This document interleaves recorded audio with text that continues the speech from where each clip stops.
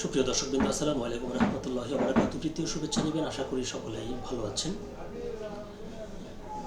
ক্রিকেটের মধ্যে ধর্ম এবং রাজনীতির যে নোংরা প্রচলন ভারত শুরু করেছে, তারই ধারাবাহিকতায় আজকে তার প্রদর্শন দেখল সারা বিশ্ব।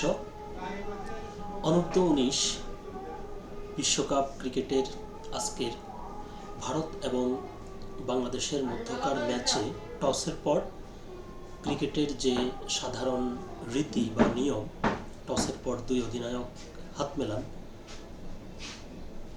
আজকে বাংলাদেশ এবং ভারতের অধিনায়ক সেটি করেননি। তবে কার পক্ষ থেকে এমন সিদ্ধান্তে এটি করা হয়েছে সেটি এখনও জানা যায়নি। তবে ভারত এর আগেও এশিয়া কাপে পাকিস্তানের সাথে যেটি করেছে, আজকেও ঠিক একই কাজ করলো। তবে আগে করেছে পাকিস্তানের সাথে, এবার করলো বাংলাদেশের সাথে। এ নিয়ে দৈনিক প্রথম আলোতে একটি প্রতিবেদন প্রকাশিত হয়েছে। চলুন দেখি সেখানে বিস্তারিত কি লিখেছে। অনূর্ধ্ব-19 বিশ্বকাপ টসের পর হাত মেলাননি বাংলাদেশ ও ভারতের অধিনায়ক, এটি হচ্ছে খবরটির শিরোনাম। বিস্তারিত বলছে, ভারত পাকিস্তান ম্যাচের পর এবার নো হ্যান্ডশেক দেখা গেল বাংলাদেশ ভারত ম্যাচেও। আজ বুলাওয়েতে অনূর্ধ্ব-19 বিশ্বকাপের ম্যাচে টসের সময় হাত মেলাননি বাংলাদেশের ভারপ্রাপ্ত অধিনায়ক জাওয়াদ আবরার ও ভারত অধিনায়ক আয়ুষ মাহাত্রে। তারা একে অপরকে এড়িয়ে গেছেন। কোন দলের সিদ্ধান্তে হাত মেলানোর রীতি মানা হয়নি তা স্পষ্ট নয়। তবে সাম্প্রতিক সময়ে ভারত পাকিস্তান ম্যাচে ভারতই বারবার এড়িয়ে গেছে। বয়স ভিত্তিক ক্রিকেটে আইসিসির সবচেয়ে বড় টুর্নামেন্ট অনূর্ধ্ব-19 বিশ্বকাপে এবার একই গ্রুপে খেলছে বাংলাদেশ ও ভারত। জিম্বাবুয়ের কুইন্স স্পোর্টস ক্লাব মাঠে টসে জিতে ভারতকে ব্যাটিংয়ে পাঠিয়েছে বাংলাদেশ। দুই দলের ম্যাচটি মাঠে গড়িয়েছে এমন সময় যখন বাংলাদেশ ভারত সম্পর্কে শীতলতা বিরাজ করছে। ভারত বাংলাদেশিদের নিরাপত্তা শঙ্কায় দেশটিতে আইসিসি টি-20 বিশ্বকাপ খেলতে না যাওয়ার সিদ্ধান্ত নিয়েছে বাংলাদেশ ক্রিকেট বোর্ড। আগামী 7 ফেব্রুয়ারি ভারত ও শ্রীলঙ্কার যৌথ আয়োজনে 10ম টি-20 বিশ্বকাপ শুরু হওয়ার কথা।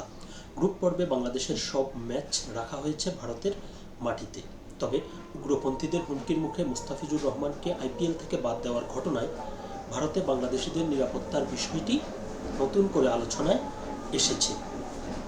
তো প্রতিবেদনটি আরও দীর্ঘ, সেখানে অন্য প্রসঙ্গ এসেছে, আমরা ওইদিকে যাচ্ছি না। মূল যে বিষয় সেটি হচ্ছে যে ক্রিকেট একটি রাজকীয় খেলা এবং ভদ্র মানুষের খেলা।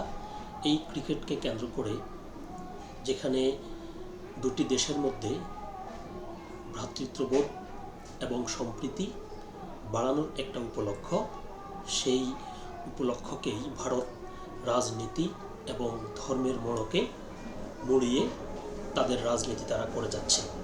এর শেষ কোথায় এটা ভারতই বলতে পারবে।